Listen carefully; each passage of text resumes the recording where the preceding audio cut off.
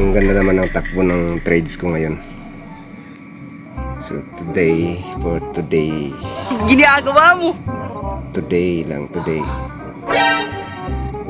So ito yung profit natin ngayong gabi. Ang kagandahan dito is lahat halos puro hit yung TP1 at saka TP2. Yan, grabe. So lahat yan